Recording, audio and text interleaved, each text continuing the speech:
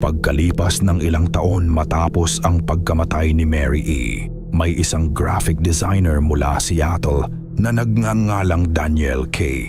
ang nagsabing nakatanggap siya ng lumang CDR mula sa lumang kolektor ng mga lost internet files. Sa label nito nakasulat ang smile.jpeg-1995. Noong una, akala niya ay isa lang itong urban legend. Gusto niyang gumawa ng short documentary tungkol sa mga early internet myths. Kaya niya ito binuksan. Ngunit nang lumabas ang larawan sa monitor, tumigil ang cursor sa gitna ng screen.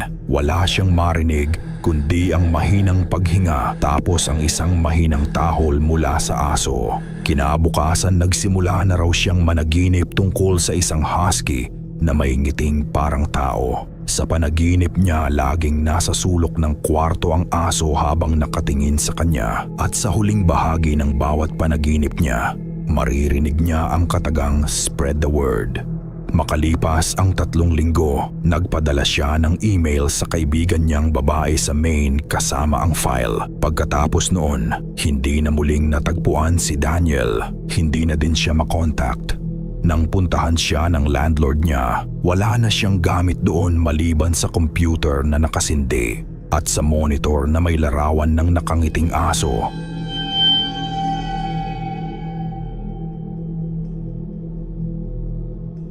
Ang kaibigan na pinadalhan niya ng email na isang babae ay kilala lang sa forums bilang ME. Marami ang naniniwala na siya ang tinutukoy ng mga kwentong Girl from Maine. Ayon sa mga post na lumabas matapos mawala si Daniel, binuksan ng babae ang email at sa kasamaang palad siya na ang sumunod na nabiktima. Sinubukan pa nitong i-delete ang file, i-format ang laptop, pero sa tuwing bubuksan niya ito, bumabalik lang ito sa desktop. Minsan pa nga raw kahit naka-off na ang wifi. Ang huling mensaheng na i-post niya sa forum ay ang mga katagang, "I can still see it even when I close my eyes.